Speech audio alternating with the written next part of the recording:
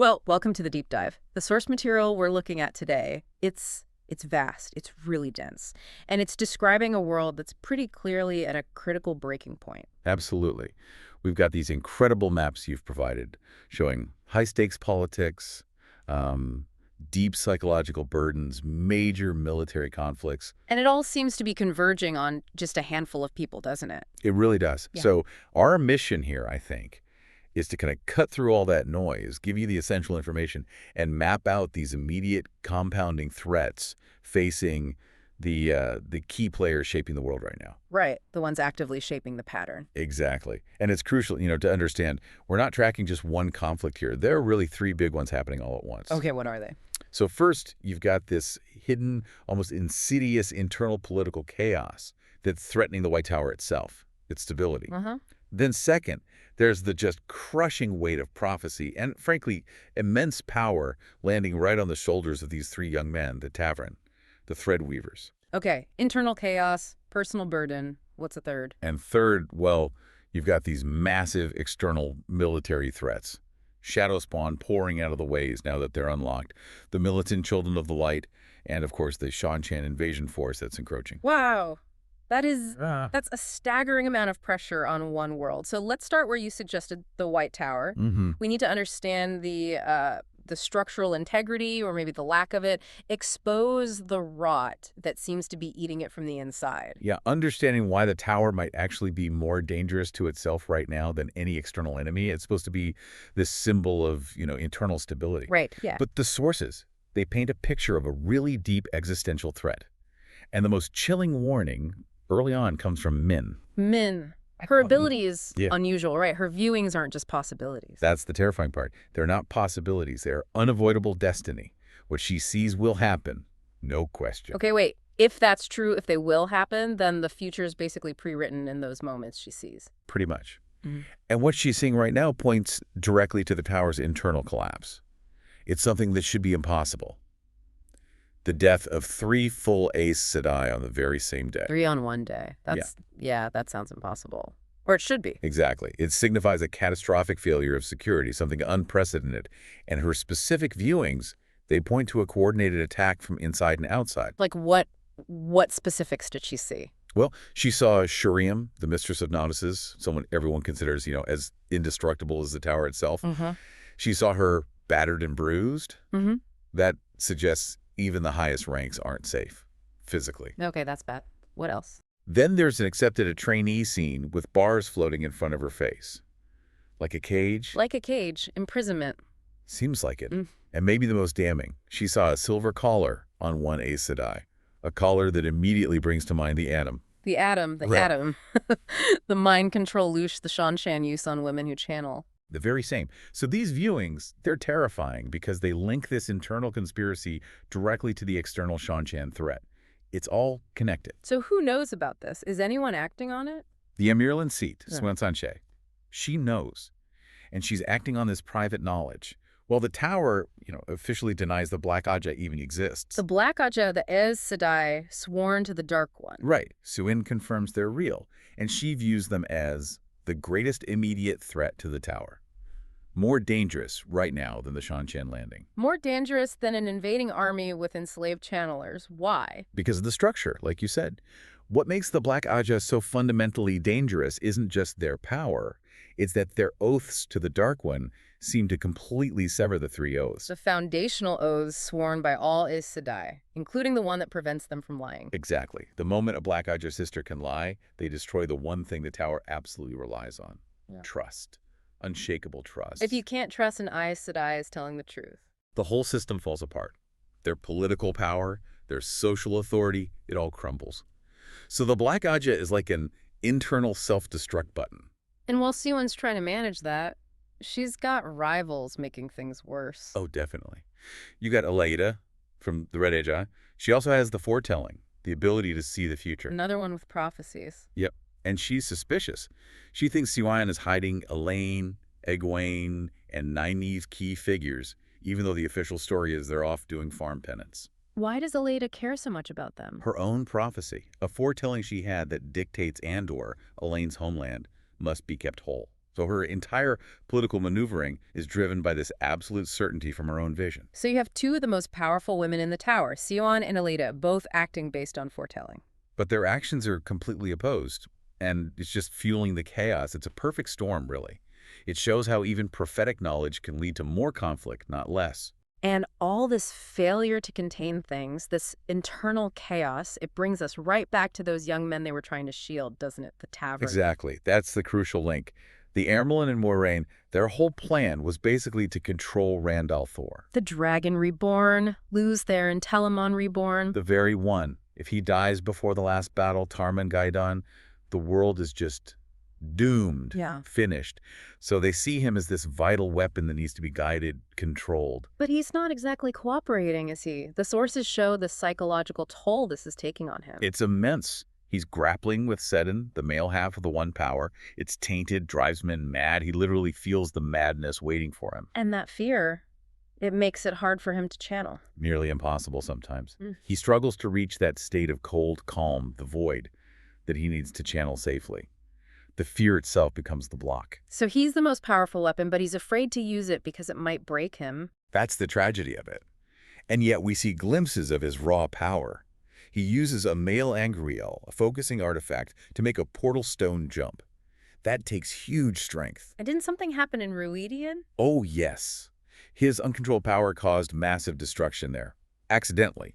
It revealed just how immense his strength is, literally mountain-breaking strength, but also how little control he has.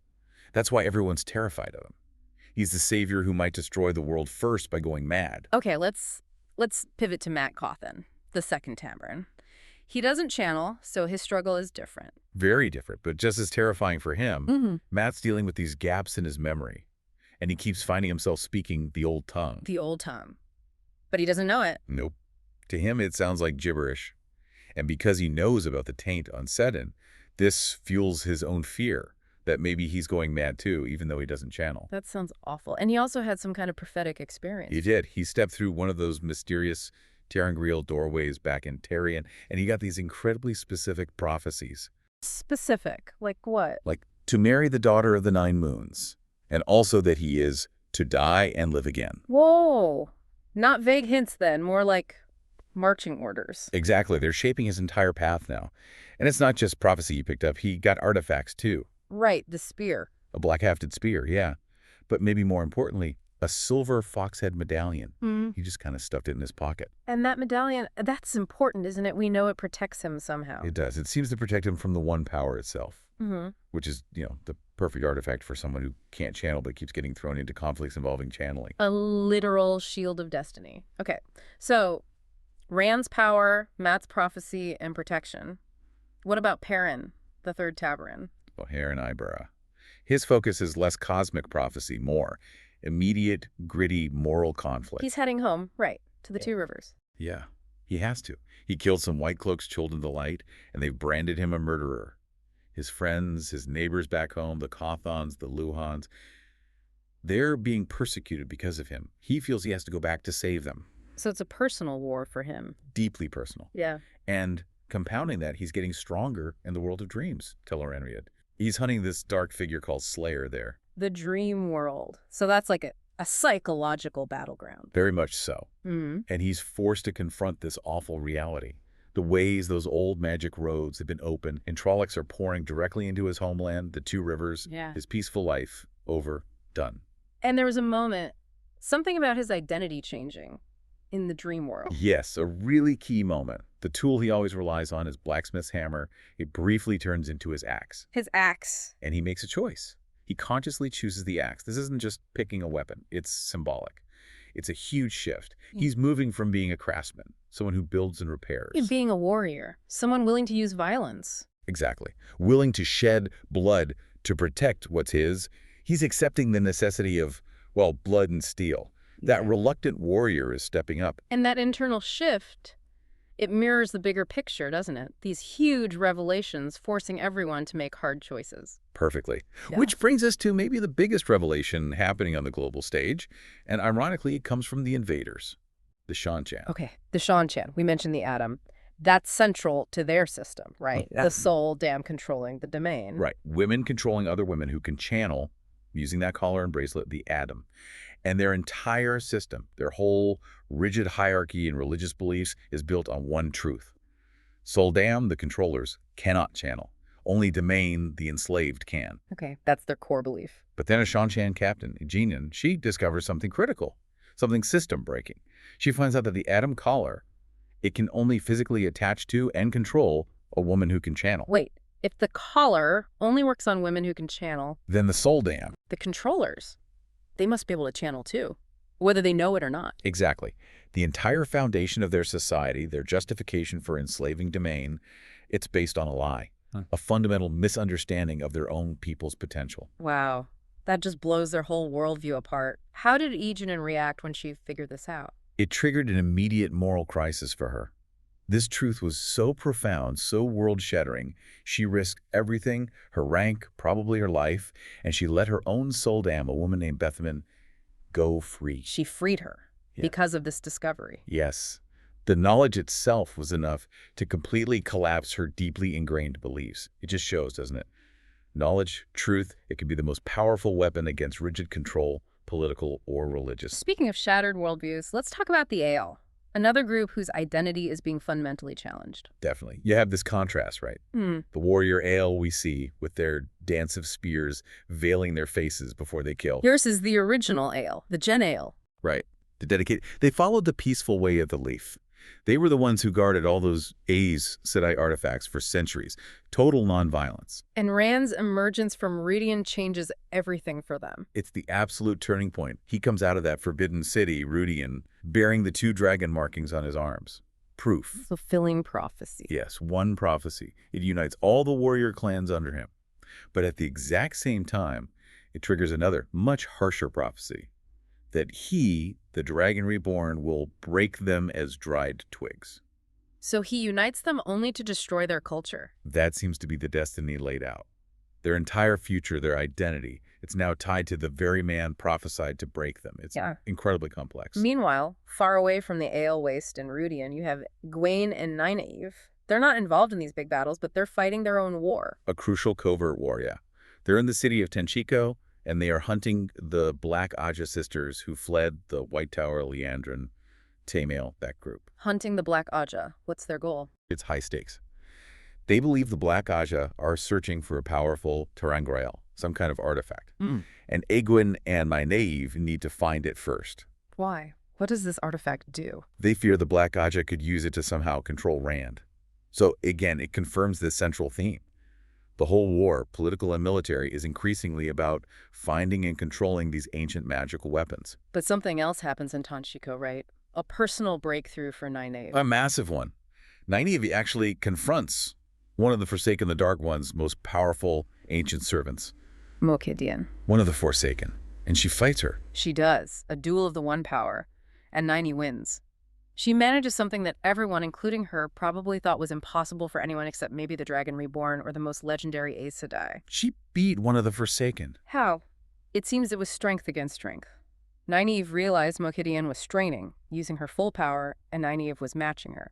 It proves Nynaeve has this incredible, inherent raw power that rivals these ancient legends, even though she struggles to access it consistently, without being angry. Exactly. The potential is clearly immense, even if the control isn't quite there yet. It's a major recalibration of who holds power. Okay, so let's try and connect all these threads. It's a lot. We've got the White Tower basically collapsing from within because of the Black Ajah's lies. Right. Then you have these 3 young men, Rand, Mat, Perrin, cracking under the psychological weight of power and prophecy they never asked for. And then on the global stage, an entire empire's moral foundation gets invalidated by one captain discovering a single, simple truth about the Atom. And meanwhile, the youngest generation of channelers, like Nynaeve, are suddenly showing strength that nobody thought possible, challenging even the Forsaken. So what's the big theme here? What ties all this chaos together? I think it's the rapid, almost violent acceleration of transformative knowledge. Think about it. In just a few weeks, maybe months, Rand learns about his immense power and his destructive destiny. Mat gets handed prophecies and protective artifacts. Perrin chooses the axe, accepts violence. Egwene learns the truth about Soldam. Nynaeve discovers her own impossible strength. Everyone's learning game-changing secrets or gaining new power. Exactly. Dangerous, transformative knowledge or power.